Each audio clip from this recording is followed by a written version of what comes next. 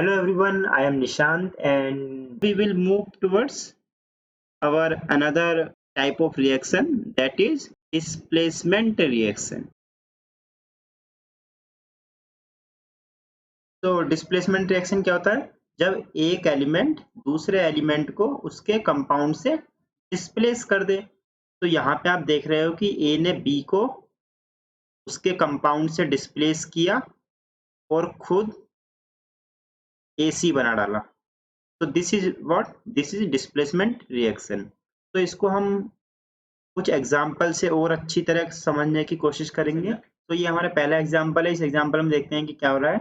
हमारे पास एक test tube है। उस टेस्ट ट्यूब में कॉपर सल्फेट का सॉल्यूशन है। ये जो ब्लू ब्लू दिख रहा है, ये कॉपर सल्फेट का सॉल्यूशन है। ठीक है, तो कॉपर सल्फेट सॉल्यूशन कैसे बनेगा? हमको पानी में CuSO4 को डिसोल्व करना पड़ेगा। ठीक है, हमने पानी में CuSO4 को डिसोल्व किया तो ये ब्लू कलर का कॉपर सल्फेट सॉल्यूशन बन जाएगा। और हमने एक पतली सी रस्सी के सहारे दो आयरन नेल्स, लोहे की कील को कॉपर सल्फेट सॉल्यूशन में हमने डिप किया, डुबो दिया। ठीक है, तो हमने आयरन नेल्स को 15 से 20 मिनट तक इस कॉपर सल्फेट सॉल्यूशन में डुबोए रखा। अब हम दूसरे पिक्चर में आ जाते हैं। सो इस दूसरी पिक्चर में हमारे पास 4 कीले हैं। ठीक है, 2 लेफ्ट साइड में हैं और 2 ही राइट साइड में हैं। तो हमने ये ऑब्जर्व किया कि जब हमने आयरन नेल्स को 15 से 20 मिनट तक CuSO4 सॉल्यूशन में, कॉपर सल्फेट सॉल्यूशन में डुबोए रखा, तो हमारी आयरन नेल जो है ब्राउन कलर की हो गई। कैसी हो गई? ब्राउन कलर की। तो ये जो 2 कील हैं, these are before dipping the iron nail in copper sulphate solution. ये जो राइट हैंड साइड में 2 कील हैं, these are after dipping iron nails in copper sulphate solution for 15 to 20 minutes. इसको हम लिख लेते हैं। अभी आपको ये देखना है कि कौन-कौन से चेंजेस हम इस रिएक्शन में ऑब्जर्व कर पा रहे हैं। थर्ड पिक्चर में आते हैं। थर्ड पिक्चर में हमारे पास 2 टेस्ट ट्यूब रखी हैं। दोनों टेस्ट ट्यूब में कॉपर सल्फेट सॉल्यूशन है। ठीक है, लेकिन एक में डार्क ब्लू रंग का कॉपर सल्फेट सॉल्यूशन है और दूसरी टेस्ट ट्यूब में बहुत कम डार्क है। ठीक है, light blue copper sulphate solution. तो हमने क्या देखा कि जब हमने आयरन नेल को कॉपर सल्फेट सॉल्यूशन में नहीं डुबोया था, तो हमारे कॉपर सल्फेट सॉल्यूशन का कलर ब्लू रंग का था। लेकिन जब हमने कॉपर सल्फेट सॉल्यूशन में लोहे की कील को डुबो दिया, तो हमारा कॉपर सल्फेट सॉल्यूशन का रंग डार्क ब्लू से लाइट ब्लू हो गया। ठीक है, अच्छा ये हुआ क्यों? उसका रीज़न हम अभी जब रिएक्शन लिखेंगे तो उसमें पता लग जाएगा। फिलहाल के लिए हम लिख लेते हैं कि ये जो 2 टेस्ट ट्यूब हैं, ये क्या-क्या रिप्रेजेंट कर रही हैं। ठीक है?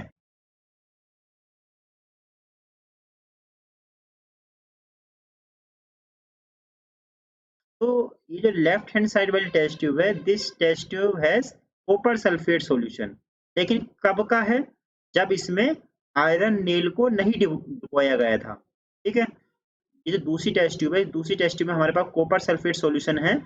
लेकिन कब का है ये कॉपर सल्फेट सॉल्यूशन?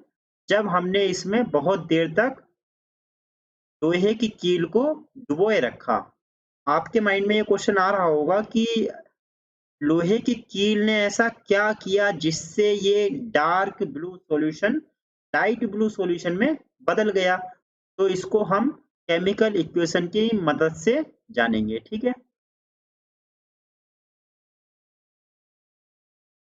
तो इस रिएक्शन को हम थोड़ा सा समझते हैं कि हमारे पास कॉपर सल्फेट सॉल्यूशन जो है एक्वस फॉर्म में गिवन था। एक्वस फॉर्म मैंने समझाया था ना पहले कि अगर किसी भी सॉल्ट को हम पानी में डिसॉल्व कर देते हैं, then it become aqueous solution. So हमारे पास, सो हमने कॉपर सल्फेट को पानी में डिसॉल्व किया था और हमारे पास कॉपर सल्फेट सॉल्यूशन प्राप्त हो गया था। अब हमने क्या किया कि Fe इज आयरन। हमने Fe को जो है कुछ देर के लिए डुबोए रखा। तो Fe ने क्या किया? Fe ने कॉपर सल्फेट से कॉपर को डिस्प्लेस कर दिया और क्या बना डाला? FeSO4।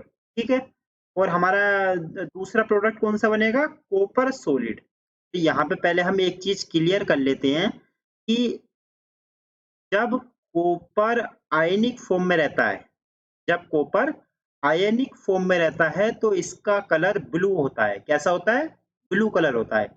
लेकिन जब कॉपर सॉलिड फॉर्म में आ जाता है तो इसका कलर जो है ब्राउन हो जाता है, रेडिश ब्राउन हो जाता है। ठीक है, अब आपको नहीं समझ में आया होगा कि आयनिक क्या है, और सॉलिड तो आपको समझ में आ रहा होगा कि, लेकिन आपको आयनिक नहीं पता होगा कि आयनिक। यहाँ पे आप ऐसे याद रखो कि जब कॉपर अकेला होता है तो इसका रंग ब्राउन होता है, तो जब कॉपर किसी सॉल्यूशन में जाता है तो उसका कलर ब्लू कर देता है। ठीक है, तो अब आप पहली पिक्चर को देखोगे तो पहली पिक्चर में हमारा ये जो हमारी लोहे की कील है Fe, जब हमने इसको कॉपर सल्फेट सॉल्यूशन में डुबोए रखा तो Fe ने क्या किया कि कॉपर को सॉल्यूशन से डिस्प्लेस किया, मतलब धक्का दे दिया, और यहाँ पे खुद आके बैठ गया और बना डाला FeSO4 प्लस Cu सॉलिड।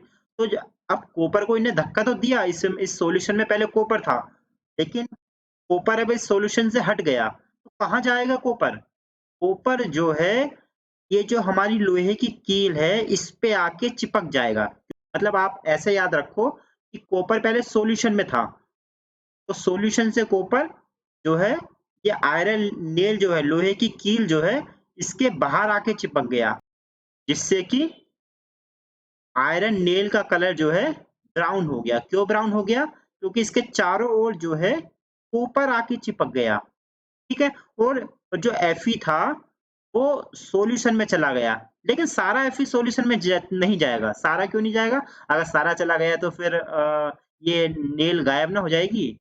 सो Fe क्या करेगा, Fe सेकंड पिक्चर में देखो आप लेफ्ट हैंड साइड में कि Fe जो है इस आयरन नेल से थोड़ा छूट के जो है सॉल्यूशन में चला जाएगा। ठीक है, और यहाँ से बहुत ही ये जो छूट के चला गया, बहुत इसकी आउटर मोस्ट लेयर जो छूट के चली गई, जब ये आयरन थोड़ा छूट के चला गया सॉल्यूशन में, तो यहाँ पे क्या आके चिपक गया, यहाँ पे कॉपर आके चिपक गया। ठीक है, यहाँ पे कॉपर आके चिपक गया, दैट्स वाई इसका कलर जो है ब्राउन हो गया। क्या हो गया? ब्राउन कलर हो गया। अच्छा, अब आप थोड़ा सा नीचे देखो रिएक्शन में, जब ये कॉपर जो है सॉल्यूशन में होता है तो ये सॉल्यूशन को ब्लू कलर का कर देता है, लेकिन अगर ये एक बार सॉल्यूशन से सॉलिड फेज में आ गया, किस में आ गया, सॉलिड फेज में आ गया, तो इसका रंग जो है रेडिश ब्राउन हो जाता है। ठीक है, तो जब हमारा लोहे की कील इस सॉल्यूशन में नहीं थी तो कॉपर जो है सॉल्यूशन में था, इस कॉपर ने इस सॉल्यूशन का रंग जो है ब्लू बनाए रखा, लेकिन जब हमने इसमें आयरन नेल डाली तो कॉपर जो है सॉल्यूशन से निकल के इस आयरन नेल के चारों ओर जाके चिपक गया। ठीक है, जब सॉल्यूशन में कॉपर ही नहीं है तो क्या इसका रंग ब्लू होगा? नहीं होगा। तो अब थर्ड पिक्चर में आ जाओ कि जब हमारे पास आयरन नेल्स नहीं था तो इसका कलर कैसा था? Blue, dark blue. तो जब हमने इसमें आयरन नेल को डुबो दिया और कुछ टाइम बाद इसका कलर कैसा हो गया? Light blue. ठीक है, क्यों लाइट ब्लू हो गया? क्योंकि तो कॉपर जो है सॉल्यूशन से हटके आयरन नेल पे जाके चिपक गया, और वो आयरन नेल हमने बाद में इस सॉल्यूशन से निकाल ली। तो आई होप कि आपको ये समझ में आ गया हो ये रिएक्शन।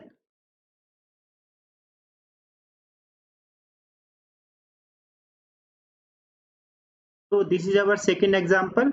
ये भी पहले एग्जांपल की तरह ही है, जहाँ पे अब आयरन की जगह क्या हो गया, जिंक। ठीक है, तो जिंक ने क्या किया, कॉपर को कॉपर सल्फेट से डिस्प्लेस किया और क्या बना डाला, जिंक सल्फेट प्लस कॉपर। ठीक है, और हम एक एग्जांपल और लेते हैं इसका।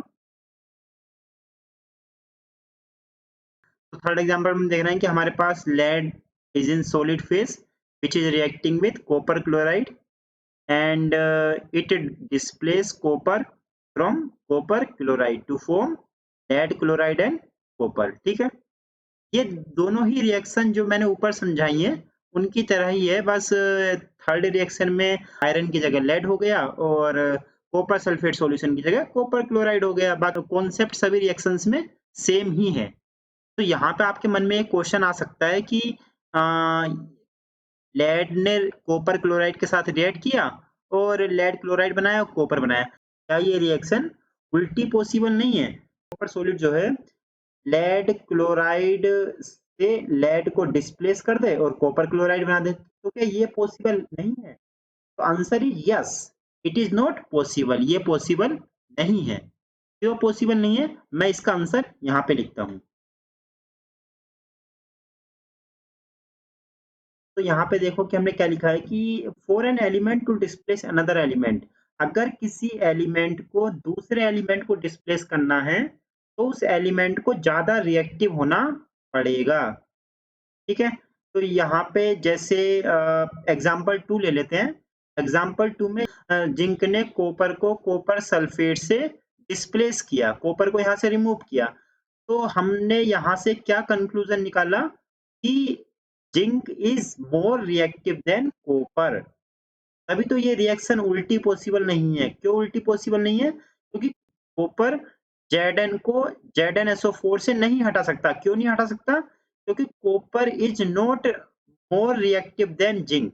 लेकिन जिंक बहुत ज्यादा रिएक्टिव है कॉपर से, तो जिंक कॉपर को कॉपर सल्फेट सॉल्यूशन से हटा देता है। ठीक है, सिमिलरली लेड के साथ हो रहा है। यहाँ पे लेड भी कॉपर से ज्यादा रिएक्टिव है, तो लेड ने भी कॉपर को कॉपर क्लोराइड से डिस्प्लेस कर दिया। लेकिन उल्टा पॉसिबल नहीं है। क्यों पॉसिबल नहीं है? क्योंकि कॉपर लेड से ज्यादा रिएक्टिव नहीं है। ये कॉपर बेचारा लेड क्लोराइड से लेड को नहीं हटा सकता। तो हमने पहला एग्जांपल लिया था, देखो यहाँ पे कि पहले एग्जांपल में Fe जो है वो कॉपर को कॉपर सल्फेट सॉल्यूशन से हटा रहा था। तो इसका मतलब क्या है कि Fe is more reactive than copper, तभी तो हटा रहा है Fe। ये रिएक्शन भी उल्टी पॉसिबल नहीं है। क्यों उल्टी पॉसिबल नहीं है? क्योंकि कॉपर जो है बहुत ही कम रिएक्टिव होता है, Fe बहुत ज्यादा रिएक्टिव है। तो ये कॉपर तो इसको हटा ही नहीं सकता। हटाने के लिए कंडीशन क्या है कि इस एलिमेंट को जो हटाने वाला है उसको बहुत ज्यादा रिएक्टिव होना पड़ेगा। तो इस तरीके से ये सारी रिएक्शंस होती हैं। ठीक है, तो अच्छा, अगर मैं आपसे यहाँ पे क्वेश्चन पूछूं, मैंने आपको Fe दिया, जिंक दिया, लेड दिया और कॉपर दिया। मैंने आपको 4 एलिमेंट दिए, Fe, Zn, लेड और कॉपर। तो इन सब में मैं आपसे पूछना चाह रहा हूँ कि सबसे कम रिएक्टिव कौन है? तो क्या आप बता पाओगे? Yes, answer is copper. Copper is less reactive than Fe, Zn and Tb। लेकिन अगर मैं आपसे ये पूछूं कि ये मेरे को ये बताओ कि सबसे ज्यादा रिएक्टिव कौन है, तो आप नहीं बता सकते हो कि Fe ज्यादा रिएक्टिव है, जिंक ज्यादा रिएक्टिव है या लेड ज्यादा रिएक्टिव है। लेकिन इन तीनों रिएक्शन को देख के आप ये बता सकते हो कि सबसे कम रिएक्टिव कौन है। सबसे कम रिएक्टिव कौन है? कॉपर सबसे कम रिएक्टिव है, क्योंकि पहली रिएक्शन में Fe कॉपर को डिस्प्लेस कर रहा है, इसका मतलब Fe कॉपर से ज्यादा रिएक्टिव है। दूसरी रिएक्शन में जिंक कॉपर को डिस्प्लेस कर रहा है, इसका मतलब जिंक ज्यादा रिएक्टिव है कॉपर से। और थर्ड रिएक्शन में लेड कॉपर को डिस्प्लेस कर रहा है, इसका मतलब लेड ज्यादा रिएक्टिव है कॉपर से। तो इस तरीके से हमने डिस्प्लेसमेंट रिएक्शन को भी खत्म किया। ठीक है,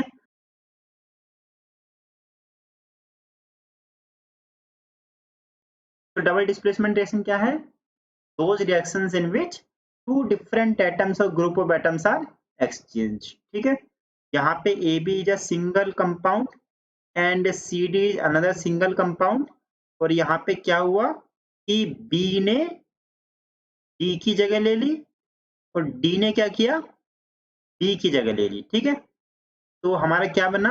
AD प्लस CB। इसको और अच्छे से हम एक एग्जांपल लेके समझते हैं। तो this is an example of a double displacement reaction. यहाँ पे देखो आप कि Na और Ba आपस में इंटरचेंज कर रहे हैं। क्या कर रहे हैं? इंटरचेंज कर रहे हैं। Ba ने Na को रिप्लेस किया और Na ने Ba को रिप्लेस किया। अच्छा, इस रिएक्शन को हम एक डायग्राम से समझेंगे। मैं वो डायग्राम बनाता हूँ।